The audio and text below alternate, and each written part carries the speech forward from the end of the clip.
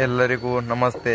ಇವತ್ತು ಏನಪ್ಪ ಹೊಸ್ದಾಗಿ ವಿಡಿಯೋ ಮಾಡ್ತಾ ಇದ್ದೀವಿ ಅಂದರೆ, ಒಣಲಿಂದ ಮರಿಗಳು ಯಾವ ರೀತಿ ಗ್ರೋತ್ ಬರುತ್ತೆ ಮತ್ತು ಒಣಲಲ್ಲಿರುವಂಥ ಉಪಯೋಗಗಳೇನು ಮತ್ತು ಒಣಲಲ್ಲಿರೋ ಅನನುಕೂಲಗಳೇನು ಅಂತ ಸುಮಾರು ಜನ ಕೇಳೋದ್ರಿಂದ ಈ ಥರ ಒಂದು ವಿಡಿಯೋ ಇಷ್ಟು ದಿನ ಮಾಡೋದಕ್ಕೆ ಆಗಿರಲಿಲ್ಲ. ಇವತ್ತು ಈ ಪ್ರೋಸೆಸ್ ಅಂದರೆ ಒಣಲು ಕೊಟ್ಟು ಮರಿ ಯಾವ ರೀತಿ ಬೆಳೆಸಬೇಕು ಅನ್ನೋ ಪ್ರೋಸೆಸ್ನ ಈ ವಿಡಿಯೋದಲ್ಲಿ ನಮ್ಗೆ ಗೊತ್ತಿರೋಷ್ಟು ಕೂಡ ಹಂಚ್ಕೊಳ್ಳೋಕ್ಕೆ ಪ್ರಯತ್ನ ಪಡ್ತೀವಿ ಅಂತ ಹೇಳ್ತಾ ವಿಡಿಯೋನ ಶುರು ಮಾಡೋಣ.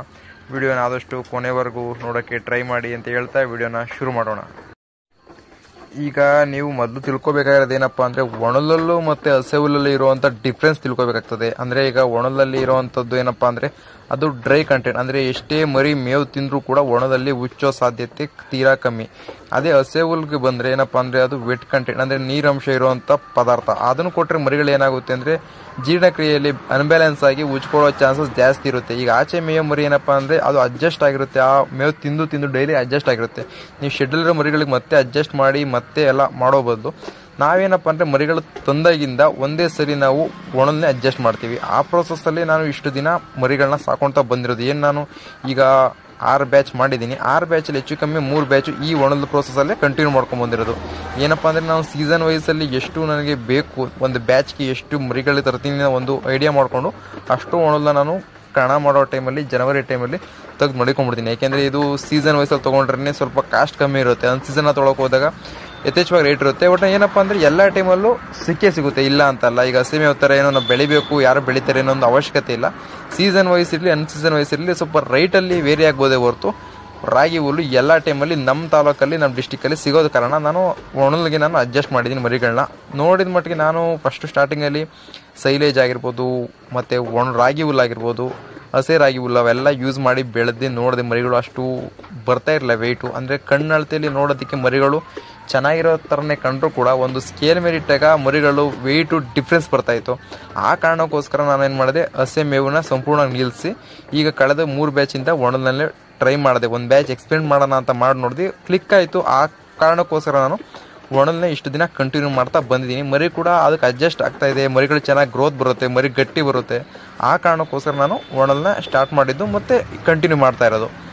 ಈಗ ಏನಪ್ಪ ಅಂದರೆ, ಒಣಲಲ್ಲಿ ನೀವು ಬೆಳೆಯೋದು ತುಂಬ ಈಸಿ ಇರುತ್ತೆ. ಯಾಕೆಂದರೆ ಹಸೆ ಮೇವು ಥರ ನೀವು ಡೈಲಿ ಮರಿಗೆ ಹೋಗಿ ಮೇವು ತರಬೇಕು ಅನ್ನೋ ಒಂದು ಅವಶ್ಯಕತೆ ಇರಲ್ಲ. ಸೈಲೇಜ್ ಥರ ಡೈಲಿ ಪರ್ಚೇಸ್ ಮಾಡಬೇಕು, ಸ್ಟಾಕ್ ಮಾಡಬೇಕು ಅನ್ನೋ ಒಂದು ಒತ್ತಾಯ ಇರೋದಿಲ್ಲ. ಏನಪ್ಪ ಅಂದರೆ, ಒಣಲು ನೀವು ಒಂದು ಸಲ ಇನ್ವೆಸ್ಟ್ ಮಾಡಿ ತಂದು ಮಡಿಕೊಂಡ್ಬಿಟ್ರೆ ನೀವು ಮರಿ ಮಾರೋ ತನಕ ಬೇಕಾದರೂ ಮೇಂಟೈನ್ ಮಾಡ್ಬೋದು. ಯಾಕೆಂದರೆ ಒಂದು ಸಲ ತಂದು ಸ್ಟಾಕ್ ಮಾಡಿಬಿಟ್ರೆ ನೀವು ಪದೇ ತರೋ ಅವಶ್ಯಕತೆ ಇರಲ್ಲ, ನೀವು ಮತ್ತೆ ಚಿಂತೆ ಮಾಡೋ ಅವಶ್ಯಕತೆ ಇರಲ್ಲ. ನಮ್ಮ ತಡೆಯಪ್ಪ ಮರಿಗೆ ಮೇವು ಖಾಲಿ ಆಗೋದು ತರಬೇಕು ಅನ್ನೋ ಒಂದು ಚಿಂತೆ ಇರಲ್ಲ. ಯಾಕೆಂದರೆ ನೀವು ಆಲ್ರೆಡಿ ಎಷ್ಟು ಬೇಕು ಮೇವು 10ರಿಂದ 20 ಪಿಂಡಿಗಳು ಜಾಸ್ತಿ ತಂದು ಮಡಿಕೊಂಡ್ಬಿಟ್ರೆ ನೀವು ಮರಿ ಮಾರೋ ಸ್ವಲ್ಪ ಲೇಟ್ ಆದರೂ ಕೂಡ ಅಲ್ಲಿಂದ ಅಲ್ಲಿಗೆ ಅಡ್ಜಸ್ಟ್ ಆಗಿಬಿಡುತ್ತೆ. ಈಗ ಹಸೆ ಮೇವೇನಪ್ಪ ಅಂದರೆ, ನೀವು ಚೆಲ್ಕೊಂಡಿರ್ತೀರ ಇಷ್ಟು ಬೇಕು ನನ್ನ ಮರಿಗೆ ಅಂತ, ಅದು ಖಾಲಿ ಆಗೋಗುತ್ತೆ ಮತ್ತು ಇಲ್ಲ ಒಂದು ನೀರು ಇಲ್ಲದೆ ಸಮಸ್ಯೆ ಆಗುತ್ತೆ. ಆ ಕಾರಣಕ್ಕೋಸ್ಕರ ಹಸೆ ಮೇವನ್ನ ಆದಷ್ಟು ಕಮ್ಮಿ ಕೊಡೋಕ್ಕೆ ಟ್ರೈ ಮಾಡಿ.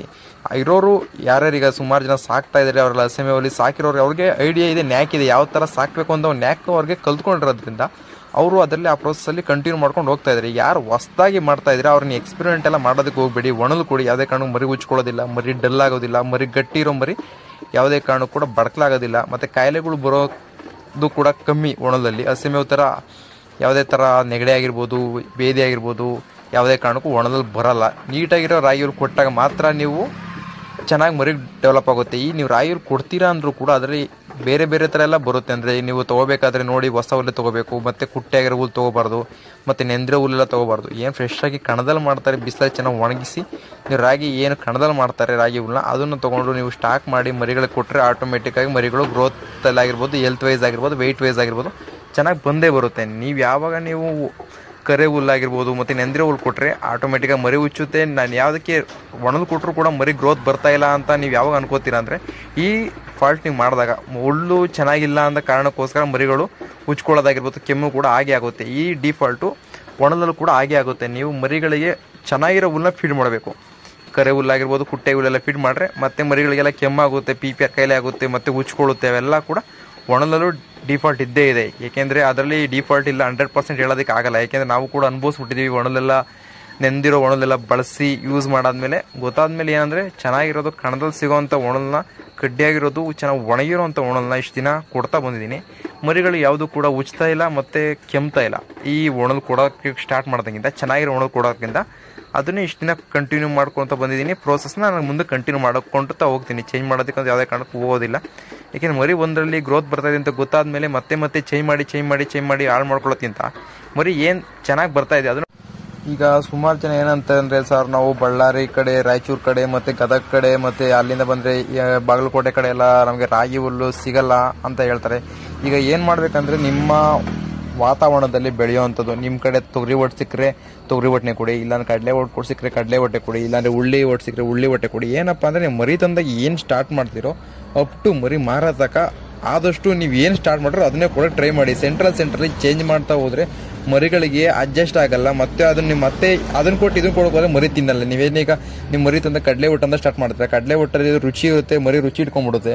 ಮತ್ತೆ ನೀವು ಅದಾದ್ಮೇಲೆ ರಾಗಿ ಹುಲ್ಲು ಕೊಡೋಕೆ ಹೋದರೆ ರಾಗಿ ಹುಲ್ಲು ತಿನ್ನಲ್ಲ. ಯಾಕೆಂದರೆ ರಾಗಿ ಹುಲ್ಲಲ್ಲಿ ಕಡಲೆ ಒಟ್ಟು ಕಂಪೇರ್ ಮಾಡಿದ್ರೆ ರಾಗಿ ಹುಲ್ಲಲ್ಲಿ ಸ್ವಲ್ಪ ಟೇಸ್ಟ್ ಕಮ್ಮಿ ವಹಿಸಿರ್ತದೆ. ಕಡಲೆ ಒಟ್ಟು ತಿನ್ನೋದೇ ಚೆನ್ನಾಗಿರ್ತದೆ, ಸ್ವಲ್ಪ ಸ್ವೀಟ್ ಆಗಿರ್ತದೆ. ಆ ಕಾರಣಕ್ಕೋಸ್ಕರ ಕಡಲೆ ಕಗ್ನ ಚೆನ್ನಾಗಿ ತಿನ್ಬಿಡುತ್ತೆ, ಮತ್ತೆ ರಾಗಿ ಹುಲ್ಲು ತಿನ್ನಕ್ಕೆ ಹೋಗಲ್ಲ. ಆದಷ್ಟು ನೀವು ಮರಿ ತರಬೇಕಾದ್ರೆ ಮೊದಲೇ ನೋಡ್ಕೊಳ್ಳಿ ಮರಿ ಏನು ತಿನ್ನುತ್ತೆ, ಅದು ಎಷ್ಟು ಬೇಕು ನನಗೆ ಅನ್ನೋ ಒಂದು ಪ್ರಮಾಣದಲ್ಲಿ ತಂದು ಮಡಿಕೊಂಬಿಡಿ. ಮತ್ತೆ ಚೇಂಜ್ ಮಾಡಿ ಮರಿಗಳನ್ನ ಹಾಳು ಮಾಡ್ಕೊಳ್ಳೋದು ಯಾವುದೇ ಕಾರಣಕ್ಕೆ ಹೋಗ್ಬೇಡಿ.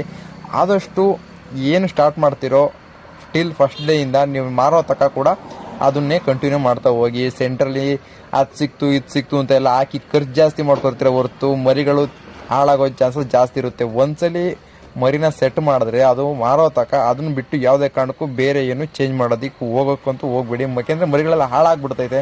ನಾವೆಲ್ಲ ಅನುಭವಿಸಿದ್ದೀವಿ, ಅದು ಗೊತ್ತಿರೋ ಕಾರಣಕ್ಕೋಸ್ಕರ ನಾನು ಹೇಳ್ತಾ ಇರೋದೇನಪ್ಪ ಅಂದರೆ, ನೀವು ಫಸ್ಟ್ ಏನು ಮರಿ ತಂದಾಗ ಸ್ಟಾರ್ಟ್ ಮಾಡ್ತಿರೋ ಮಾರೋ ತನಕ ಕೂಡ ಅದರಲ್ಲೇ ಕಂಟಿನ್ಯೂ ಮಾಡಿ. ನಿಮ್ಮಲ್ಲಿ ತೊಗರಿ ಒಟ್ಟು ಸಿಕ್ಕರೆ ತೊಗರಿ ಒಟ್ಟನೆ ಲಾಸ್ಟ್ ತನಕ ಯೂಸ್ ಮಾಡಿ, ನಿಮ್ಮಲ್ಲಿ ಕಡಲೆಕಾಯಿ ಸಿಕ್ಕರೆ ಕಡಲೆ ಒಟ್ಟನೆ ಲಾಸ್ಟ್ ತನಕ ಯೂಸ್ ಮಾಡಿ, ಇಲ್ಲ ಉಳ್ಳಿ ಒಟ್ಟು ಸಿಕ್ಕರೆ ಉಳ್ಳಿ ಒಟ್ಟನೆ ಲಾಸ್ಟ್ ತನಕ ಯೂಸ್ ಮಾಡೋಕ್ಕೆ ಟ್ರೈ ಮಾಡಿ.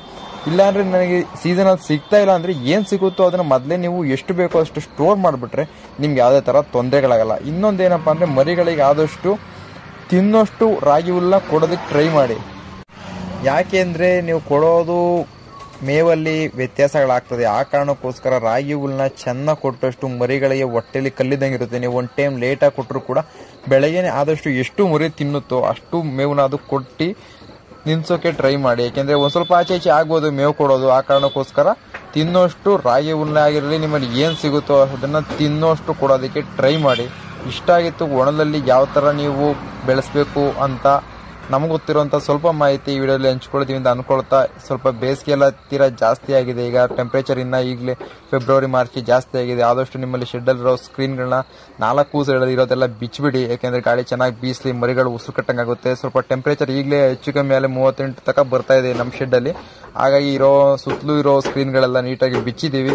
ನೀವು ಆದಷ್ಟು ಎಲ್ಲ ಬಿಚ್ಚಿ ಮರಿಗಳಿಗೆ ತಣ್ಣಗಿರೋಕ್ಕೆ ಟ್ರೈ ಮಾಡಿ ಅಂತ ಹೇಳ್ತಾ ವಿಡಿಯೋನಲ್ಲಿ ಎಂಡ್ ಮಾಡೋಣ. ಧನ್ಯವಾದಗಳು.